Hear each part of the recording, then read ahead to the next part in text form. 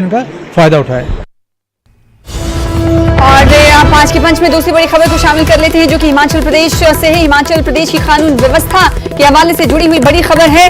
आपको बता दें कि ये आंकड़े राज्य की पुलिस के द्वारा जारी किए गए हैं। इस साल के शुरुआती 5 महीने में 38 मर्डर, 150 रेप के केस दर्ज किए गए हैं। अपहरण के 183 मामले दर्ज हुए हैं। वहीं हत्या के प्रयास के 26 मामले दर्ज किए गए हैं। महिलाओं के प्रति क्रूरता के बताया जा रहा है कि सिर्फ और सिर्फ 5 महीने में ही 92 मामले दर्ज किए गए हैं और यौन शोषण के 196 मामले दर्ज हुए हैं। दंगे की धाराओं के तहत 130, चोरी के 309 और सेंधमारी के 216 मामले दर्ज किए गए हैं। वहीं डकैती का 1 मामला और रॉबरी के 5 मामले दर्ज हुए हैं।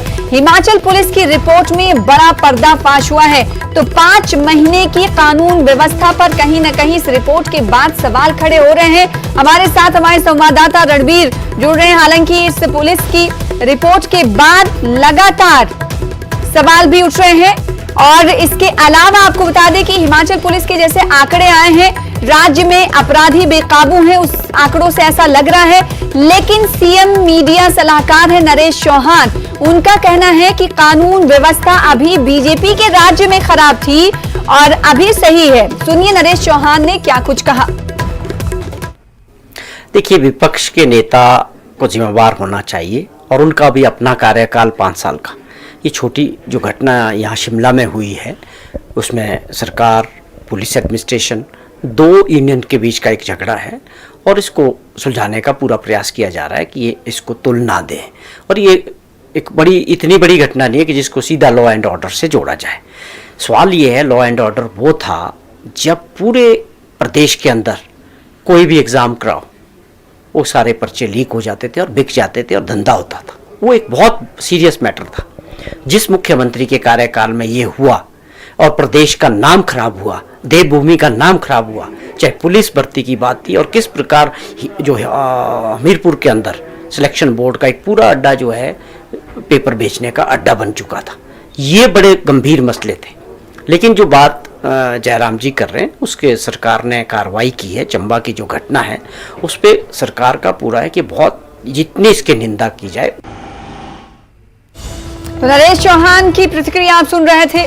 पुलिस रिपोर्ट पर उन्हें कुछ ज्यादा नहीं कहा, बल्कि पूर्व की सरकार पर हमला बोला। उन्होंने कहा जयराम ठाकुर के राज्य में अक्सर जब उनकी सरकार थी तो उस वक्त सिर्फ और सिर्फ पेपर लीक होते रहे। तो सबसे संगीन और बड़ा मामला यह है, तो राजनीति भी शुरू हो चुकी है अब कहीं ना कहीं इस मामले पर भी। हमारे साथ संवाददाता रणबीर जुड़ रहे हैं इस खबर पर ज्यादा जानकारी के साथ। रणबीर, जो पुलिस की तरफ से रिपोर्ट कानून व्यवस्था को लेकर 5 महीने को लेकर जारी हुआ है, मैं आपसे ये जानना चाहूंगी, चूंकि राजनीति भी होने लगी है, पूर्व की सरकार को और मौजूदा सरकार के कानून व्यवस्था की तुलना भी की जा रही है। मैं आपसे समझना चाहूंगी कि पिछले के मुकाबले इस साल के 5 महीने की इस कानून व्यवस्था से जुड़ी हुई जो रिपोर्ट सामने आई है, वो क्या कहती है आपके नजदीक, आपके जरिए?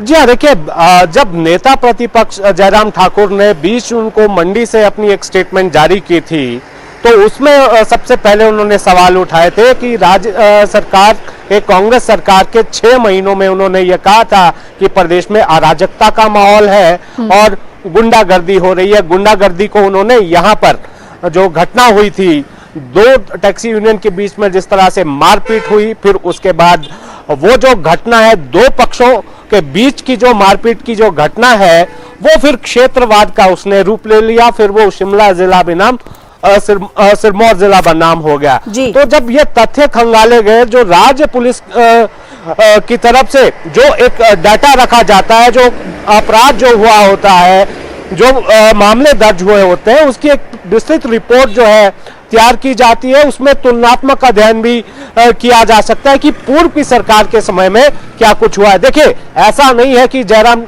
ठाकुर की सरकार के समय में जो है कानून व्यवस्था का हाल बहुत अच्छा था, ऐसा बिल्कुल नहीं था। जो आंकड़े हैं पुलिस के, वो यही बताते हैं कि स्थिति जो है बेहद चिंताजनक बनी हुई है। इस सरकार के शुरुआत के जो 5 महीने हैं, 1 जनवरी से 31 मई तक की ये रिपोर्ट है, जो ये बताती है कि इन 151 दिनों के भीतर 38 हत्याएं हुई है। 38 हत्याओं के जो मामले हैं वो प्रदेश की अलग अलग थानों में दर्ज है और इन 38 में से 11 महिलाओं की जो है हत्या की गई है। इसके अलावा 150 जो रेप के मामले हैं वो प्रदेश के थानों में दर्ज है। और इसको यहां पर इस तरह से भी देखें, महिलाओं के प्रति अपराध को अगर हम देखें, जो राज्य पुलिस की तरफ से अलग अलग जो हेड्स में जो आंकड़े जारी किए जाते हैं, जिसमें हत्या के लिए उकसाने का प्रयास उसमें शामिल होता है, उसमें मोलेस्टेशन की घटना, उसमें क्रूएलिटी की घटना उसमें शामिल की गई है, चेन स्नैचिंग की भी एक घटना यहां पर हुई है। तो ऐसे इन 5 महीनों के भीतर 600 से ज्यादा FIR जो है अलग अलग थानों में प्रदेश में दर्ज हुई है। अगर हम SC SC एक्ट के तहत भी देखें तो ये आंकड़ा जो है FIR का वो है वो 99 है। IPC की धारा के तहत अलग अलग मामलों में जो FIR दर्ज हुई है, ये संख्या जो है 5000 से ज्यादा है। तो ये आंकड़े जो है चौंकाने वाले जरूर है। हाँ, अधिकतर जो केसेस हैं उनमें जांच चल रही है। आप जानती है सना कि कन्विक्शन रेट कितना है, वो बेहद कम है। तो जांच चल रही है। अब इनमें से कितनी चीजें साबित होती है वो तो देखने वाली बात होगी, लेकिन ये आंकड़े जो है देवभूमि के लिहाज से सही नहीं है, डराने वाले हैं, परेशान करने वाले हैं, क्योंकि इसमें डकैती की घटना भी इसमें शामिल है।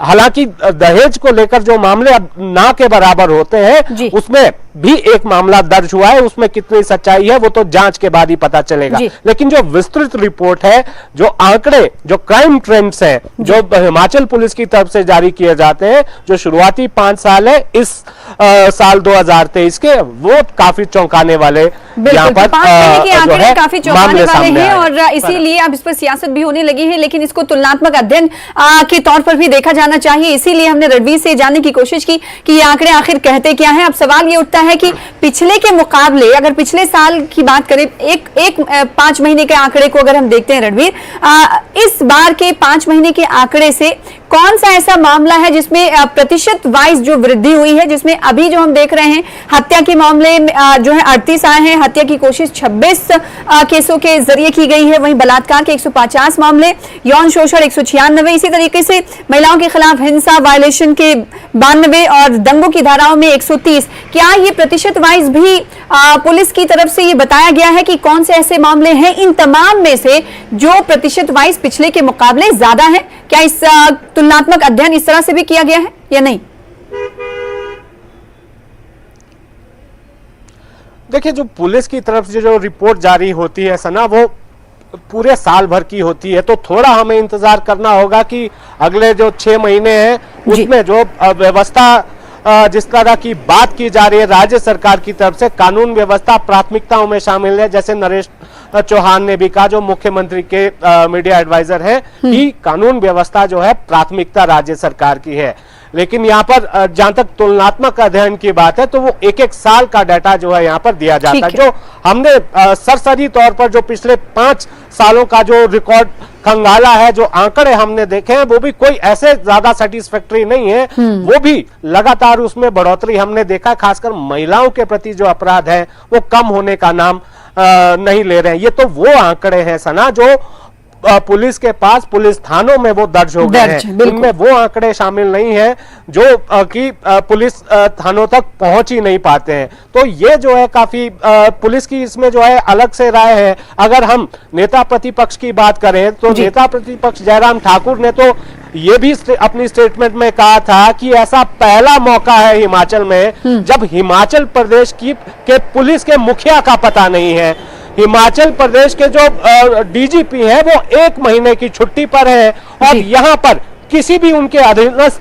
अधिकारी को कोई चार्ज नहीं दिया गया है। ADG को चार्ज दिया जा सकता था, या फिर जो सबसे वरिष्ठ IPS अधिकारी होता है उसको जो है DGP का चार्ज दिया जाता है। तो यहाँ पर इस पर भी नेता प्रतिपक्ष ने सवाल उठाए हैं कि ऐसा पहला मौका है कि बिना हेड के पुलिस काम कर रही है। पुलिस का हेड हिमाचल में कोई नहीं है। और ये जो व्यवस्था है, अब कौन आदेश जारी कर रहा है DGP के तौर पर, कौन कानून व्यवस्था देख रहा है? हालांकि गृह विभाग मुख्यमंत्री के पास ही है, लेकिन DGP का जो कार्यभार है वो किसी को सौंपा नहीं गया है। तो कई तरह के सवाल है, कई तरह की बातें हैं और इसमें देखिए ये इसमें मनोहर हत्याकांड शामिल नहीं है क्योंकि ये 5 महीने का डाटा है। ये जून महीने का मामला किस तरह से सामने आया है। जो दंगों की धाराओं में जो मामले दर्ज होते हैं उसमें देखिए क्या कुछ निकल कर आता है। हाँ, कानून व्यवस्था की बात करें तो नेता प्रतिपक्ष पर भी यह सवाल उठता है कि जब धारा 144 वहां पर लगी थी चंबा में तो वो अपने समर्थकों के साथ, अपने प्रदेशाध्यक्ष के साथ, अपने कुछ विधायकों के साथ वहां पर गए थे। तो कुछ ना कुछ जो है यहाँ पर यह कानून व्यवस्था एक ऐसा मुद्दा है जहां पर सत्ता पक्ष और विपक्ष को एक साथ खड़े होने की जरूरत है, घेरने की जरूरत नहीं है क्योंकि ये बेहद गंभीर मसला है। राजनीति इस पर नहीं होनी चाहिए, लेकिन फिर भी छींटाकशी जो है हर दल की तरफ से यहाँ पर होती है और हर मुद्दे पर होती है, उमूमन ये देखने को मिलता है। और जब राज्य के कानून व्यवस्था का सवाल हो तो उस पर तो और आक्रामकता दिखती है विपक्ष की तरफ से। तो आने वाले दिनों में हो सकता है कि जैसे कि जयराम ठाकुर की तरफ से कई बार इस तरह के स्टेटमेंट दिए गए हैं, जैसे कि कहा अब रणवीर ने कि मुखिया प्रदेश के पुलिस के मुखिया पर भी उन्होंने सवाल उठाया कि प्रदेश इस वक्त कानून व्यवस्था से बिल्कुल डगमगाया हुआ है क्योंकि मुखिया ही नहीं है, छुट्टी पर है। तो ऐसे में सवाल उठता है कि अब देखना होगा कि इस पर नरेश चौहान का बयान आ गया है, अब देखना ही होगा सीएम सुखविंदर सिंह सुक्खू इस पर क्या कुछ कहते हैं। बहरहाल जो आंकड़े हैं वो बहुत चौंकाने वाले हैं क्योंकि ये वो आंकड़े हैं, जैसा कि रणवीर ने आपसे पहले कुछ देर पहले कहा कि ये वो आंकड़े हैं जो पुलिस रिकॉर्ड में हैं। बहुत सारे ऐसे मामले होते हैं जो पुलिस की दहलीज तक या पुलिस थाने तक नहीं पहुंच पाते हैं। तो ऐसे में समझा जा सकता है कि कितनी ज्यादा मामले इस तरह के सामने आते हैं। बहुत शुक्रिया रणवीर हमारे साथ जुड़ने के लिए और इस खबर पर ज्यादा तफसील के साथ जानकारी देने के लिए। फिलहाल इसी के साथ 5 का पंच में रुकेंगे छोटे से ब्रेक के लिए, कुछ और खबरों के साथ जल्द लौटेंगे।